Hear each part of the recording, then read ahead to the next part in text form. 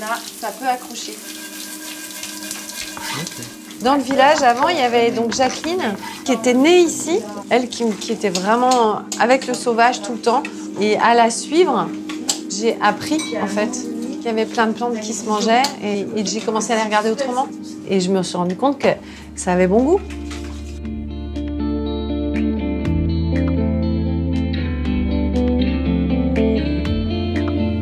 Les Aventurières du Goût, c'est une association qui regroupe des femmes. L'objet de l'association, c'est éducation au goût et à l'environnement. C'est comment on allie les produits locaux, bio, de saison, et pour leur donner du goût, en fait, en les alliant aux plantes sauvages. Tout en restant vraiment sur le côté gourmand. Donc c'est vraiment comment faire ensemble dans un environnement magnifique. Ici, on a la chance, dans ce village, d'être dans un endroit où le cantonnier n'utilise aucun intrant chimique. Du coup, on fait de la récolte de confiance. On sait que tout ce qui est dans le village est récoltable puisque pas traité. Avec Odile, ça fait 5 ans qu'on se connaît. On avait des affinités, mais sans savoir qu'un jour, l'avenir ferait qu'on aurait une coopération. Moi, je me suis retrouvée ici parce que j'ai un parcours dans la chimie. J'ai fait pas mal de laboratoires.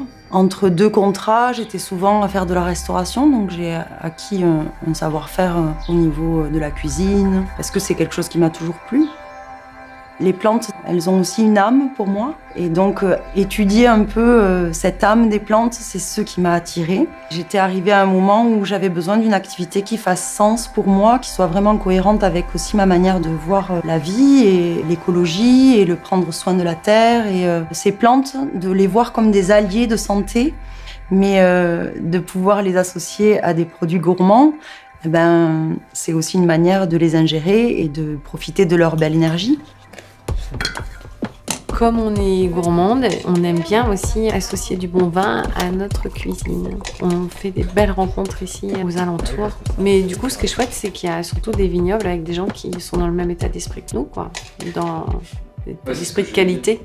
Et notamment chez les jeunes qui s'installent. Donc ça, c'est plutôt joyeux aussi de voir qu'il y a un virage qui est en train de se négocier là. Il y a de plus en plus de vignes en biodynamie et peut-être même on est en train de voir apparaître de la polyculture.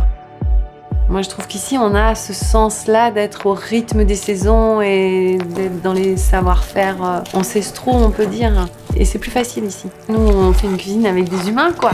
C'est ça qui est important, les humains qui habitent le territoire. Pour moi, il y a vraiment ce partage des compétences et la place, en fait, pour l'humain à chaque fois.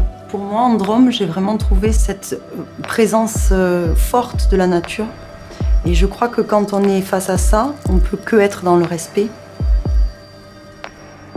C'est un Côtes-du-Rhône. Là, on est sur 2 appellations ségurées, donc c'est Côtes-du-Rhône village séguré, et le rosé, c'est un Côtes-du-Rhône.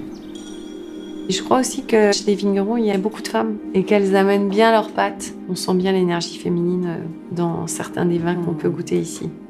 On va pas chercher des produits sophistiqués, en fait. On va chercher des produits sains. Par contre, on va mettre du temps à les travailler, à les associer, à travailler sur les saveurs, sur les couleurs aussi. Je sais pas, c'est important pour moi, une cuisine où déjà tu manges avec les yeux, une cuisine colorée. C'est ludique de jouer avec les ingrédients, avec les textures, avec les matières qui sont toutes différentes. Donc il y a quelque chose de très joyeux en fait. On prend son verre. J'ai perdu mon verre. Ouais, ça doit être... Non, c'est celui-là. Et on fait... Allez, salut les gars. Ciao. Ciao.